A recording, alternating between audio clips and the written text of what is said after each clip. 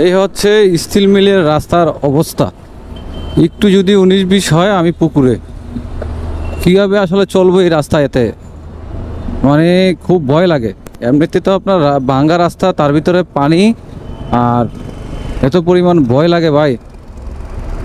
বাস চলে, সিএনজি চলে, ধুম ধারাক্কা, ভয় লাগবে নাকি? দেখেন এখানে পুরো বন্যা, ভয় লাগাটাই স্বাভাবিক। কারণ ভয় না লেগে কোনো উপায় নাই। গাড়িটা যদি মাঝখানে বন্ধ হয়ে যায় তখন কিন্তু আসলে পানিতে চুবান লাগবে আমার। তারপরে যাইতে হবে রিক্স ছাড়া।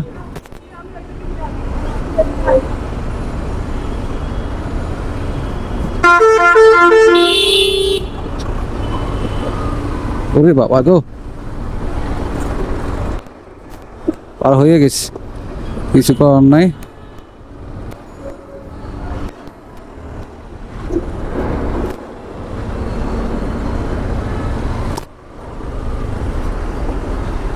বাঁচতে তো হবে, কিন্তু ওই রাস্তায় যেই পরিমাণ জ্যাম আসলে, তার কারণে কিন্তু আসলে এই দিক দিয়ে আশা লাগছে, উপায় নাই।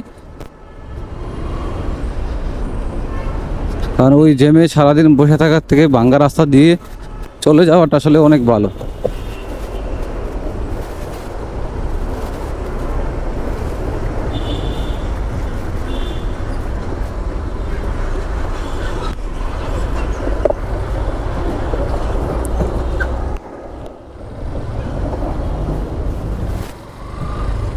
এই রাস্তাটা দিয়ে আসা সম্পূর্ণ বোকামি হয়েছে।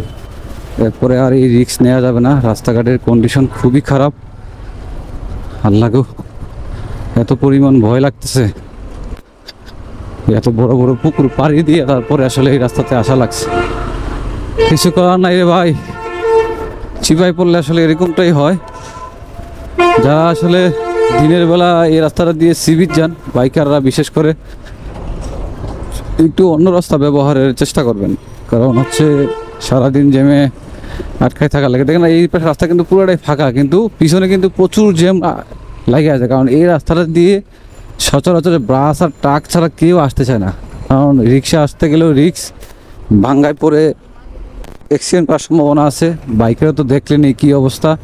ছোট ছোট গাড়িগুলো আসলে এই রাস্তা দিয়ে আসতে পারে না, ভাঙ্গা, খুবই ভাঙ্গা। যারা এই রাস্তা চলাফেরা করেন একটু সতর্কতার সাথে সুযোগ বুঝে চলাফেরা করেন। ভালো থাকেন সবাই, আল্লাহ হাফেজ।